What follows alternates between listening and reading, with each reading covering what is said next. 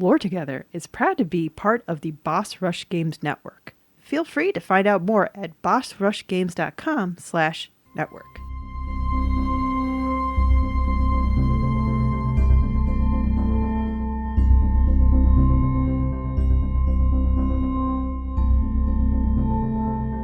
Hi, I'm Safi. And I'm Mystic. And this is Lore Together. This is the podcast where a husband and wife team get together to talk about all this world building, characters, and storytelling in video games, because it's what we do together. We lore together. Yes, and this is episode 41. Before we get into the episode, though, if you'd like to contact us, you can do that on Twitter at LoreTogether, on Instagram at LoreTogether, through email at LoreTogether@gmail.com. And if you'd like to support this podcast, you can do so by going to patreon.com/LoreTogether, where you can pay a per-episode pledge to get early access to episodes, mini-episodes, Q&As, and other things we may be doing in the future. Now, Safi, we recently talked about Fallout. Which is your favorite Fallout? Currently, it's got to be Fallout New Vegas, just because of how epically that world is built and how it deals with philosophy. And overall. who is the developer? Obsidian. Okay. This is another Obsidian game. Cool. This is a game that came out in 2010, developed by Obsidian, published by Sega. And this is our espionage game that I was telling you about. This is Alpha Protocol. Okay, I know of this game. I haven't played it before, but I definitely know of it. Because by 2010, you were getting me into PC gaming-ish stuff. Mm-hmm. This came out for Windows 360 and PS3. And at this time, Obsidian was kind of known more for doing sequels and other developers' franchises. Well, I mean, if you're going to have a niche, that's not a bad niche to have. So you don't have to have the proof and concept. You just have to be able to take the idea and make it better. Right. Basically, for anyone wondering, Fallout New Vegas is one of those, and Neverwinter Nights is another one. Yes. So Neverwinter Nights was like big in 2007, 2008? They had just finished Neverwinter Nights 2 before they started work on Alpha Protocol. Okay. So, surprisingly, this is not what I would call a good game. It's not a bad game, though. Okay. This is... Are we ever going to do a bad game in this show? A bad game with decent lore. That'd be interesting. Surprisingly, this isn't going to be a very lore-heavy episode either. And I'll get to why as we go. All right. The gameplay in this is kind of middling, is the problem.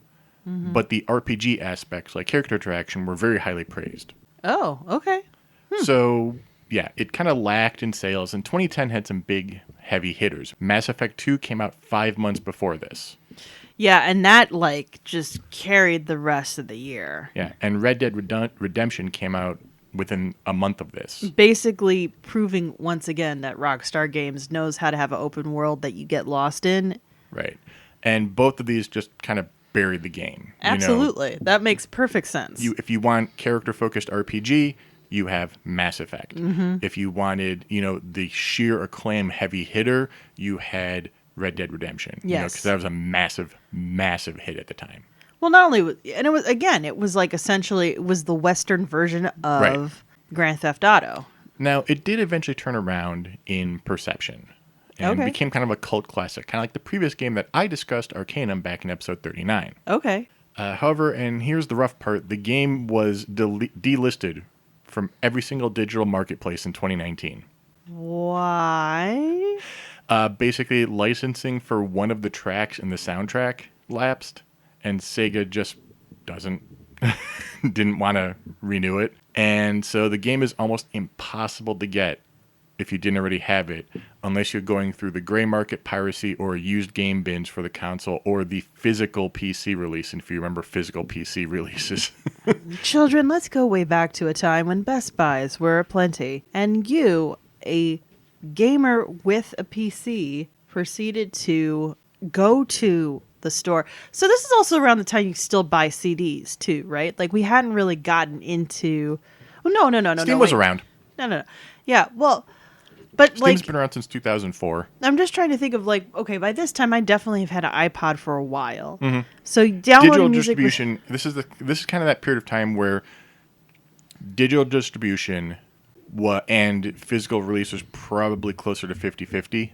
You could still go to the store and buy a boxed release of a lot of games. Yeah, because a video game takes so much more data than what we were used to getting, which was albums like YouTube was releasing their stuff on I don't think YouTube. iTunes. No, YouTube was around, but Not YouTube, U2 the band. Oh, U2. Anyway, the defining feature of Alpha Protocol is choice and consequences, to kind of an insane degree, actually. Oh. But they did one thing that was kind of interesting to keep the tension up. Every time you're making choices, they're timed. Oh, I think I remember hearing about this. Now, I like it, but I think you need more time. Oh, okay. Because half the time I can't even read all the choices. Well, they should just give you like snip text, kind of like what They Fallout do give you 4 snip does. text, Yeah. but if you like, they still give you just enough to read it. Okay. Not enough to actually process it all the time, Okay. in my opinion. Now, because it's so heavily choice and consequences heavy, if you can get your hands on this game, Yeah. there is a lot of variation to be had. Ooh, okay. Nice. Speaking about the dialogue, though, Obsidian has said that the general dialogue options are based off of the personalities of the, quote, 3 JBs. So I'm assuming JB is your protagonist. No. The 3 JBs are Jason Bourne from the Bourne Identity novel and films, Okay. James Bond from, well, the novel and films, and Jack Bauer from the television series 24, which was still a thing back then. Oh my gosh. 24 was Yeah. such an insane concept. And although the game itself doesn't use these names, obviously, but it's kind of like that's where they took their inspiration for each of these 3 aspects that you can do. Well, I like the nuance of that. It's not just like good and evil per se. It's more personality type. Right, and the player is able to choose from options like professional, which would be Jason Bourne, suave, James Bond, or aggressive, Jack Bauer. Yeah. And sometimes you get a brief description of the dialogue, such as sarcastic or, Yeah. a general stance. And there may be even a 4th action dialogue choice that would terminate the conversation and you move on. Kind of like Paragon interrupts and Renegade interrupts in a way, except it's in dialogue choice. Okay. Yeah, that makes sense. It's kind of a weird blend because it is timed still. Oh, okay. You know? So you have to quickly decide something. Oh, great. Is this what I'm going to have to be doing in the Yep. Oh, this live stream is going to be interesting. It's from an interesting time in RPG games as well. Former Obsidian designer Patrick K. Mills tells, this was from The Gamer, that there was a lot on Alpha Protocol that we were figuring out at the time. We didn't know how to do a lot of stuff we were doing. I feel like a second one would have been interesting. There was never a second one. Oh. As of this point. And given how poor the sales were and how much it's just a kind of cult classic, I don't think there's going to be another one. So. No, unless it's like an indie, like... Right. Plus, Obsidian has moved on to more and better at this point, I feel. Yeah. But case in point of it being a transition period is gunplay and the concept of an RPG. Right. Yeah. So I feel like around this time, Resident Evil was also kind of having that same, like, gunplay, and they're not an RPG. It's very much more a horror setting. Right. But, like, the idea of, like, the action element of being able to shoot things with the traditional setup of, in this case, an RPG, in that case, more of, like, a horror Well, it's not game. even just to that regard. Like, so let's talk about a series that we have touched on, Mass Effect. Okay. Mass Effect 1 came out a few years before this. Mass Effect 2 came out just a few months prior. Right. And so obviously, Alpha Protocol started development between those 2 games. Right. Now, think of the gunplay in both of those games. Yes. They're very different. Extremely different for anybody who knows video games. Yeah, and Alpha Protocol uses that random dice roll system that Mass Effect 1 used for how well you're shooting. Oh, interesting. Okay. Why? Because it's an RPG. Yeah. Everything has stats. Everything. That is should be literally how random, yeah. Sega approached it, and that's what they paid Obsidian to do. Mm-hmm. They said it has to have stats. That's what an RPG is. Now an RPG is just stats or choice and consequence or relationships or a mix of them. Yeah. Or stats for some things and not for it's a broader topic now than it used to be. Exactly. That's very true. And of course, Mass Effect 2 just outright killed the gunplay and the RPG aspects. So from the beginning, Alpha Protocol is fighting an uphill battle out of the gate, which is really hard because now, even if you have really amazing character stuff, Right. if no one wants to play your game because the gunplay is bad, or it's sluggish, or a quote little, unquote bad too. Yeah, because if Yeah. you're comparing, you can't compare an older concept with a newer concept when it comes to Right. video games. So It's like trying to play a first-person shooter from the early days of consoles right. to one after GoldenEye. And even GoldenEye wasn't that big of a... Like, GoldenEye was a big deal. It was the first, like, kind of really successful... Yeah. Sorry. Kind of the first really successful console first-person shooter. But if you want to talk about influential, you have to look at Alien versus... I think it's Alien versus Predator, or it's an Aliens game. Oh, made okay. by... What's the developer? Somebody at Boss Rush is yelling at me. Hey guys, Made- it's fun seeing you very briefly while you were in Chicago, by the way. I can't remember the developer. Argonauts? I think it's A something. They did the original Star Fox on the Super Nintendo. When they did this Aliens game on PlayStation, it actually had a dual control stick mode that was panned at the time, but of course now that's the way you do a first person shooter. Oh yeah, exactly. I'm gonna see if I can find it quickly. Yeah, Argonaut Games. Yep. Yeah, how's that for memory? Yeah. So they're the ones that basically said, okay, this one joystick's going to have you aim and the other joystick's going to have you move. Which now you can't imagine there being any other kind of mode of gameplay for that unless you're doing a VR headset. Right. However, for every feature not used in the genre going forward Yeah. by Alpha Protocol, there's some insanely forward-thinking or ambitious aspects to this game. As I said, a lot of choice and consequence, but this is not a Paragon Renegade system. This is not a binary choice system. Well, I really like that idea. Yeah. Everything from how you talk to people, what choice you make when you talk to them, the order you talk to them, the order you complete missions in, and of course what plot choices you make, all determine how people respond to you and how the plot can unfold. Well, this sounds like, again, that's some more inspiration to Mass Effect 1, because those are all things that are part of the first Mass Effect game. But I feel like... Well, we're talking like there is a character who will whose reputation with you will falter if you talk to other people before him. Oh, well, no, I understand that, but what I'm saying is they were taking ideas that were completely in Mass Effect 1, because there are certain things that will change missions and interactions with characters based on the order that you meet them. It wasn't to the same extent of what you're describing. Right. I don't think Mass Effect... They have said that Mass Effect 1 was not a big influence on them because it kind of came out... It came out in 2007, so it's already more than a year into their development cycle. A lot of stuff has kind of been thought through by that point. I understand that, but they probably had similar influences to the team for Mass Effect 1. That's true. And then probably what happened is Mass Effect 2 got so much more streamlined that a lot of those things you're mentioning don't really show up in Mass Effect 2. Yeah. So I just find it interesting they were trying to get to the next step of that, per Yeah. se, and the evolution of... And it just didn't... But anyway, Yeah. because there is so much variation in how this all unfolds, we can't really get into the weeds on this one that much. Oh, okay. You know, we're going to have a very short plot synopsis. This is going to be a shorter episode, guys. When I started Alpha Protocol, I was unaware that it was this nuanced. Oh, wow. So we're going to have a pretty short plot synopsis. But there is some interesting development stories and sidebars here that we'll touch on as well. Cool. And this game is political intrigue and espionage and all that stuff. So get ready for a lot of names.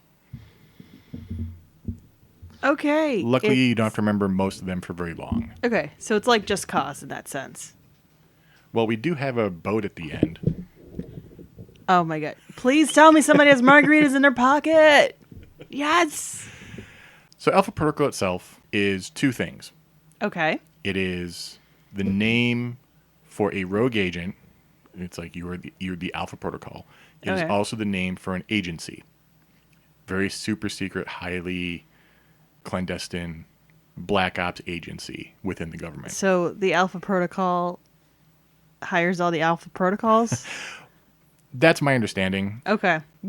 So we invest in specifically Alpha Protocols for your mission. Well, they invest in you don't I think it's more like a misdirection aspect. Okay. Someone says Alpha Protocol that has a meaning already. It's not a division, you know. Okay. Even those within the higher echelons of the United States government have no idea this exists. Oh, it's one of those. Yeah, it's one of those. And it's kind of a means to operate outside the confines of governmental oversight and all that fun stuff. This is definitely a story that is kind of ripped from post 9/11 headlines and stories. Yeah. Is there going to be a lot of yikes because of that? How much yikes are we talking about here? I'll have to do some Arabic pronunciation. Okay, there's going to be some yikes, guys. we gotta admit that there's going to be some historical yikes. Recent inductee, Agent Michael Thornton, is given his first assignment after a heck of an orientation mission. Michael Thornton is definitely the main character of a Tom Clancy novel. It is. So the tutorial mission, actually, it's pretty well done in the fact that I didn't know when I played this that I was playing a tutorial at first. Like, obviously it's a tutorial speaking the game, but you wake up like on a operating table or whatever, and there's just this woman talking to you from a PDA, and like you slowly like move around. All you can find is a trank gun, and you're tranking guards and stuff and everything. Wait a second, this is also like Mass Effect 2, isn't it? Well, you didn't trank people there; those were mechs. Okay, that's fair. The crazy thing is Mass Effect 2, I'll say, has the better mini games. Okay. So the mini game to hack a terminal in Alpha Protocol is you have a circuit board, which is like Mass Effect. Yeah. But you have to trace the lines visually. Like, this isn't like highlight two things and whatever and look for similar things like Mass Effect 2 does. Yeah. It is you look at the diagram itself and physically look at the line, find where it ends, and then you have to clip them in order. And if you go out of order, it breaks. No. It took me about 4 tries to get through one of them. That's towards the end, like one of the last ones you have to do in the tutorial mission. No, that sounds not fun. It's not fun. It's one of the few things that I was like, this isn't good. Yeah, I don't mind a matching game, but that is not fun. But eventually you wake up. This has been your orientation, kind of. Oh, they drugged you and they're like... They're drugging you and they're trying to see how you'll respond and what your actions will be and all this stuff. Oh my gosh. So here's the thing. You're Agent Michael Thornton. Yeah. A lot of people do not call you Michael Thornton. Mikey, darling. Oh, darling. Yeah. Okay. They tried to go for the James Bond thing, but half the time also it doesn't land. Well, nobody called James Bond Jimmy Boy here. Right. Like, that doesn't make sense. But they tried to do like when he tries to be suave and stuff, half the time it just doesn't come across suave. It just comes across as kind of dorky or whatever. It's just, yeah. So... It sounds like there were a lot of not suave people in that writing department. After his tutorial orientation mission, whatever you want to call it, he is to take on the assignment that is the assassination of Sheikh Ali Shahid, who is the leader of the Saudi Arabia-based terrorist group Al-Samad, which used American-made missiles to shoot down a civilian airliner. We gave them those missiles, didn't we? Like, America gave this terrorist group missiles. When confronted, Shahid claims Halbeck, an American defense contractor, provided him with the weapons and the target. Okay. I saw right through that so quickly. So here's the thing. The broad strokes of this game are very much cliche. Yeah. It's the fine details that get the interesting part when you get into character interactions and stuff. But a lot of people complained that this game was just a Hollywood movie. And the problem is that they just played it like a Hollywood movie. Oh, okay. So, yeah, and of course, as you're saying, if it's a post 9/11 kind of idea, we were all expecting it to be that kind of movie that we were watching back then. Because for a while, we were like, we don't need World War II movies because we actually have an enemy we're willing to vilify. Right. In a real world setting, which awkward. So Thornton neutralizes Shahid and recovers his intel, but his position is struck by missiles, and Thornton is presumed dead. He survives with the aid of his handler, Mina Tang. Mina's actually somebody you meet during the tutorial. She's the person who's talking to you on the PDA, trying to lead you through everything. Oh, okay. And the first thing you can do is flirt with her. And of course, that could be poorly received, and now you've, slightly dipped your relationship with her. So, it gets, like I said, too many weeds to get into. Right. But she warns Thornton of the attack beforehand, and that the agency has been infiltrated by Halbeck operatives. Great. I saw this coming. Yeah. Shahid's intel reveals 3 key locations tied to the conspiracy. Rome, where an Al-Samad cell has been activated. Moscow, through which the missiles were routed. And Taipei, where Taiwanese President Ronald Sung is under threat of assassination. The locations can be visited in any order, and events that take place may influence interactions that occur in other locations. Okay, that makes sense.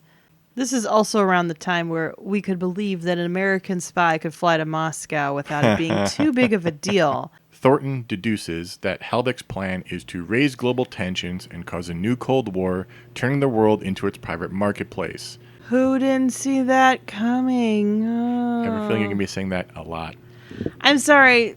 When it feels predictable, and again, you're not getting into the nuance and the weeds of it. I'm not getting to the nuance. At this point already, we've already bypassed a lot of different choices you could make, a lot of different interpersonal choices you can make. There's a whole squad that you meet when you're going through orientation. There's your handlers. There's, what's his name, Yancey, who is the guy in charge of Alpha Protocol, or at least your mentor in Alpha Protocol. Okay. Yeah, there's a lot of stuff we're really glossing over because there's just so much stuff that you can do to change every single thing. Right, and I'm sure those details make this not a blasé Hollywood story like you mentioned before, but the way you're describing it, feels like it is. You can't get the game. Oh. I did check briefly. There was a copy on Amazon for Windows, but 2010. I don't know. Maybe it was remember Games for Windows Live or whatever it was? Yes, that was so weird. So anyway, in Rome, Thornton meets Madison St. James, with whose help he discovers the private security firm Veteran Combat Initiative, VCI, which is run by Halbeck's former security chief Conrad Marburg, is planning a false flag operation to blow up a museum to influence harsher anti-terrorism legislation in Europe, using Al-Samad as a scapegoat. So you're just going to destroy relics and culture for profit. Wait, America does that too. Never mind. Yeah, this is one of those we're going to get political episodes. We've done that, guys. Yeah. As America as a whole, not us individually because we wouldn't individually, but America as a whole just said, culture, who needs that? Yeah. Profit's better. Marburg kidnaps Madison, and Thornton must choose, here's one of those choices, between saving her or preventing the museum's destruction and all innocent deaths that are there. Okay. If Thornton chooses to save Madison over the civilians, she basically leaves out of guilt. Yeah, as I would. I would too, if that were me, probably. And surprisingly, you can fight Marburg while you're trying to save everybody. You have to goad him into a fight. It's not nice. Yeah. Interesting. And it gets weird. So how you start to build a reputation as you go. Yeah. So if somebody can be goaded into a fight, I don't remember if this is the guy or not, but there's a guy that he will only fight you if you're kind of you're not a professional. He likes a professional. He wants to fight he doesn't want to fight a professional. He has professional respect. So if you are always professional, but then you try to goad him into a fight by being a jerk, he's like, you're just trying to play me.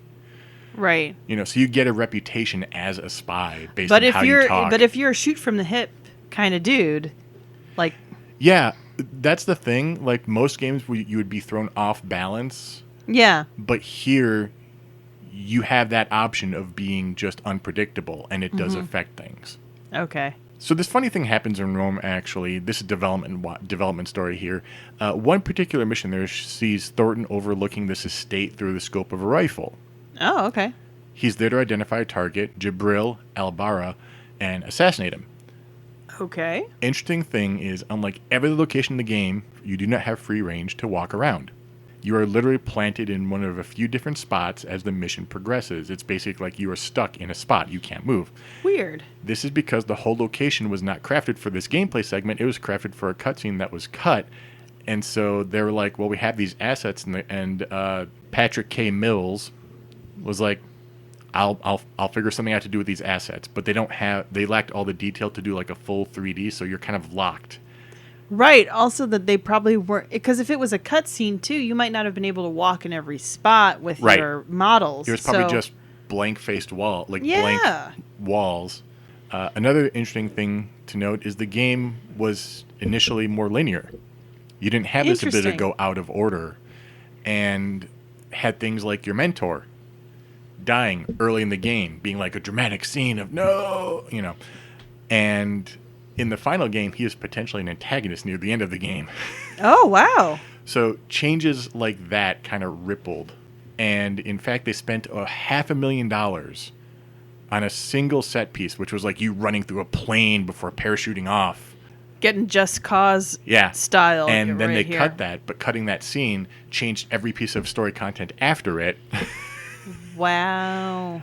Like I said, time of transition, kind of developmental hell for a lot of it. There was a lot of changes back and forth because, again, this is new territory for the genre at this point still.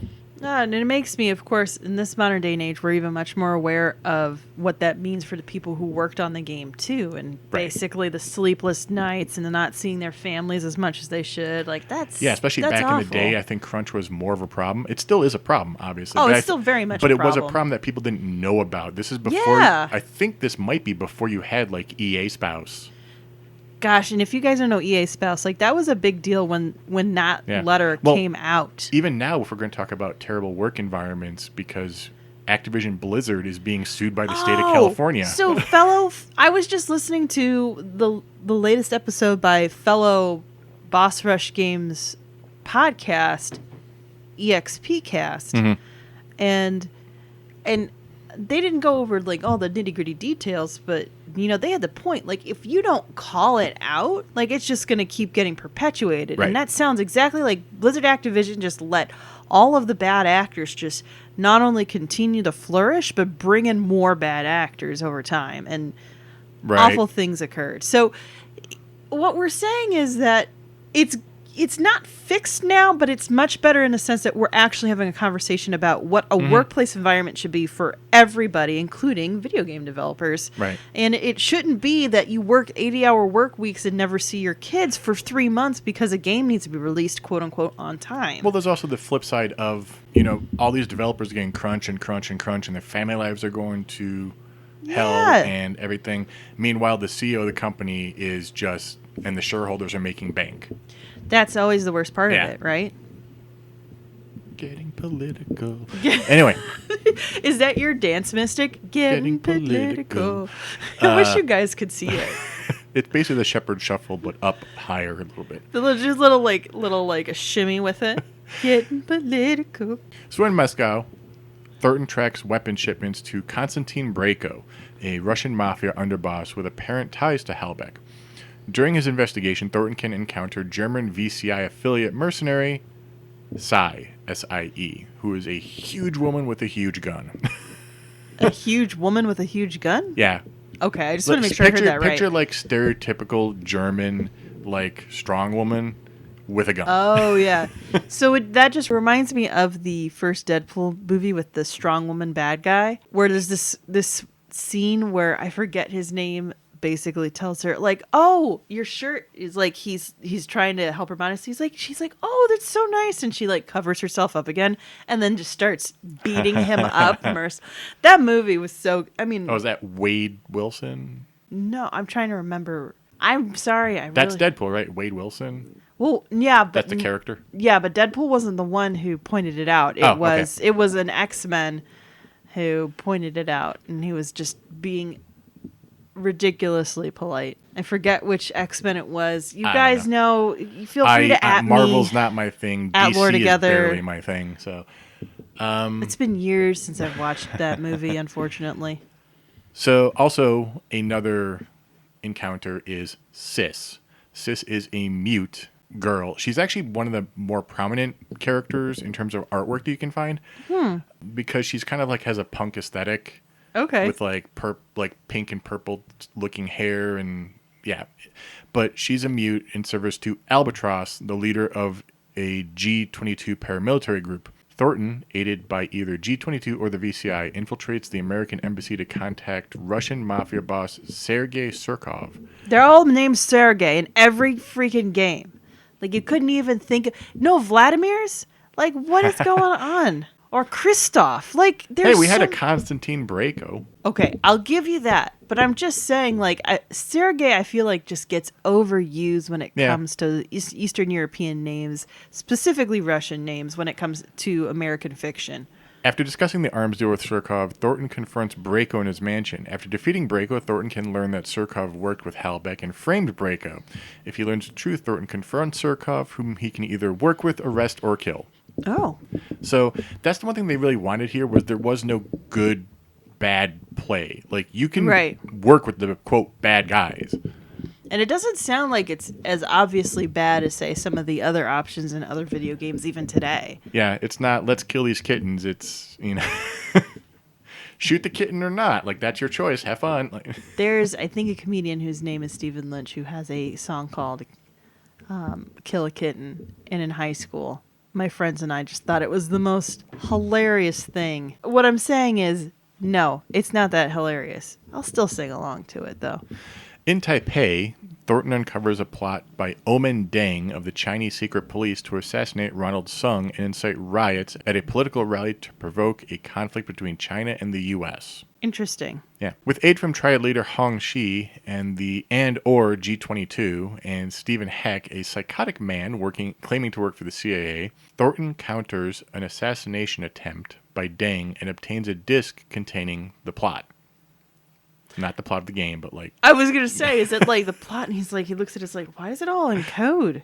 I think I see my name in it, though. When the disk is analyzed, a security protocol starts to erase data, forcing the player to choose to save files detailing either the assassination or the riot instigation.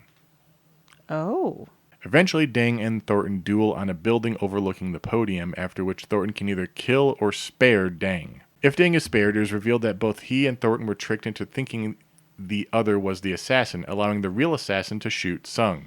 If the assassination data is saved, Thornton persuades Sung to wear body armor and survive, but hundreds are killed in the riots. So... Oh, man. It's very much a needs of the many, needs of the few. But you don't know it. That's the thing. So... Well, yeah, you don't know it unless you do what we're doing now and you go through the whole plot. Along the way, Thornton encounters Scarlet Lake, a photojournalist with many contacts. After completing the 3 operations and optionally contacting some affiliates, Thornton, needing to expose Halbeck's activities before World War III starts, surrenders to Alpha Protocol and is brought to Henry Leland, CEO of Halbeck and acting commander of Alpha Protocol. Oh, wait. Conflict of interest, then. Right. What the heck? It's like the government agency you're working with was evil all the time. Where have we seen that before? Oh, right. Halbeck. Just Cause. Halliburton. I mean... Oh, yeah, it's totally ripped from... I'm just saying, guys. Art imitating life, imitating art. But yeah, Just Cause's the agency is also one of those evil... Yeah, exactly. So. Just Cause just decided to make it a little less, present tense. You know what I mean? They didn't couch it in a lot of... They didn't couch it in a lot of ripped from the headline story elements. Yes, exactly. Although, there's still some there. Just a little. Leland and Thornton discuss his activities, and if the player has a high reputation, Leland subsequently attempts to recruit Thornton, which is weird because Thornton already works for Alpha Pro... Anyway. If Thornton refuses, he escapes the Alpha Protocol holding facility, and with the aid of his prior contacts, if any... fights or sneaks through the Alpha Protocol facility. After confronting Leland himself, Thornton may either execute or capture him, but Leland is killed if caught. If Thornton agrees to work with Leland, or if he spared Shahid and obtained the information against Alpha Protocol from him in the endgame, he also escapes the Alpha Protocol facility and eventually confronts his former superior, Yancey Westridge. This is the mentor who was going to potentially be dead early on, but then they reshuffled everything. Right. Shortly after executing or sparing Westridge, Thornton can choose to partner with Leland or betray him. If the player confronted Westridge using Shahid's information instead, Thornton will have the option of executing or sparing Leland as well. Additionally, Thornton can learn that the real assassin in Taipei was Scarlet Lake, who was in Leland's employ. Oh My God, I feel lost, guys. I feel completely lost. Basically, we're going through all the different permutations of the potential endings here. Yeah. But again, even knowing where you're going is going to be hard to get to where you want to go all the time. Yeah, it sounds like it. There's got to be so many different ways to get to all these different endings. So he may choose to either execute her for justice, let her go, or invite her to team up with him. So, like, you can be the not good guy. Like, Right, exactly. Which is hard for us to do as players in general, but some people enjoy it. But, and this is the fun part for us because of Just Cause, escaping into a bay on a motor yacht, potentially with a number of allies, Thornton considers his next move and wonders whether his life will continue to be exciting. Wonders. Well, I mean, I don't know. You can just like retire to like a random condo on the seaside of Montenegro and hope that nobody ever sees you ever again. Right. Or, So, or like you I said, keep your career, pretty as much. you can see, like so this is the basic plot from the wiki for the most part. Yeah. And there's so much stuff we leave out. Yeah. You know, if you get into a relationship with sis, Yeah. Whoa. like no matter what, if you get into a relationship, her father, Albatross, automatically thinks less of you. Like there's so much give and take with all the relationships and all the different things. Wow. I can't imagine how much, you know how like in Dragon Age when you do certain things, Yeah. especially in Inquisition, it'll be like, or Fallout 4 even, disapproves, approves, disapproves. Like I can't imagine keeping track of all of that for all these different characters. That's a lot of coding, man. That's a lot. But yeah, like I said, shorter episode. So wait, when it comes to the live stream of this one, you said it's hard to find a copy of a game. I bought this game back when it was still available. Really? Yeah, So we have it. we have it. Yeah, I've had it on Steam for years. And like I said, you can find copies of it. Yeah, I know it's not impossible, but I would think it'd be expensive. I don't think it reached I don't think it got that level of status. You know, it's not Okay. like it was only recently delisted 2019, so not too long ago. Oh, okay.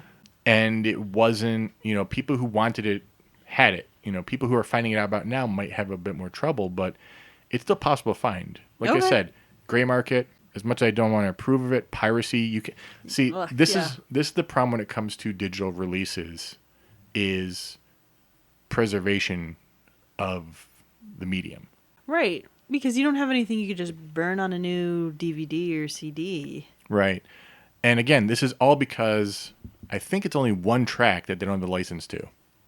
Oh.